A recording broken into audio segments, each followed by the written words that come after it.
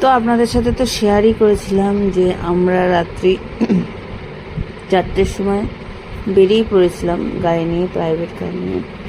কোথায় দুদিনের ছুটিতে ঘুরতে বেরিয়েছিলাম। তো কোথায় বেরিয়েছিলাম সেটা আপনাদের সাথে শেয়ার করেনি। রাত্রিরে গাড়ি চালাতে চালাতে গান শুনতে শুনতে আমরা সবাই বেরিয়েছিলাম। এই যে রাস্তা পুরো আলোয় আলো আর বড় বড় গাড়ি যাচ্ছিল। আমি কিছু ভিডিও করছিলাম শেষে, কারণ আমার একবার যদি ঘুম ভেঙে যায় আমি আর ঘুমোতে পারি না। যাই হোক, দেখতে দেখতে ভোরের আলো, প্রায় সূর্যি মামা উঠতে শুরু করেছে। তা হালকা অন্ধকার অন্ধকার ছন্ন দিনটা, অন্ধকার। তো দিনের আলো প্রায় ফুটেই গেছে। দেখো কিরকম লাগে, অনেক দিন পরে আবার এরকমভাবে ভোরের আলো দেখার সুযোগ হয়েছে। তো ভোর হয়েই গেল আর সূর্যি মামাও আকাশে জল জল করছে। তা আমি কিছু ভিডিও করে নিলাম সূর্যি মামাকে নিয়ে, আর একদম পুরো কটকটে রোদ্দুর উঠে গেছে। তো যাই হোক, তাও বেলা অত হয়নি, কিন্তু ভোরের আলোটা অনেক সুন্দর। আর চতুর্দিকে গাছপালার কুয়াশা কুয়াশা ভাবাচ্ছন্ন। এই যে গাছের ফাঁকা দিয়ে সূর্য মামাকে লাল টকটকে দেখতে কি সুন্দর লাগছে না? আর বড় বড় গাড়িগুলো পাশ দিয়ে সাজানো ছিল।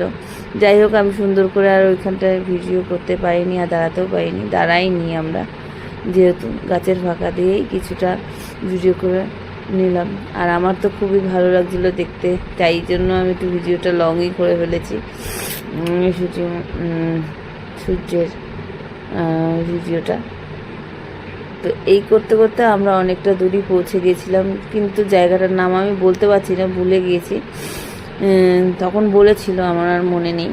তা আমরা কিছুটা জায়গায় পৌঁছে গেছিলাম।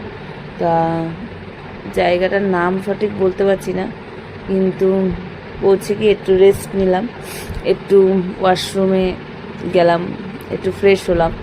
যাই হোক, আর সবাই চা খেলো, আমিও একটুখানি ওখানে ভিডিও করলাম। চা রাস্তা রোডের পাশে একটা চায়ের দোকান ছিল, সেই চায়ের দোকানে আমরা সবাই থেমে চা খেয়ে নিলাম। আমি সচরাচর চা খাই না, চা খেলে আমার শরীরটা খারাপ লাগে। তাও ভিডিও ফটো তুলবো বলে চাটা নিয়েছিলাম, আমার নামে অর্ডার দিয়েছে, এই যে ভিডিও করে নিলাম। তারপরে তা আমরা আবার ওখান থেকে চাটা খেয়ে কিছু খাবার খেয়ে ছেলেকে খাইয়ে নিয়ে রওনা দিলাম। এই যে আমাদের গন্তব্যস্থলে প্রায় পৌঁছে গেছি। তো আমরা এটা তাজপুরের কাছাকাছি চলে এসেছি। তা এই যে আমাদের গন্তব্যস্থল হলো দীঘা।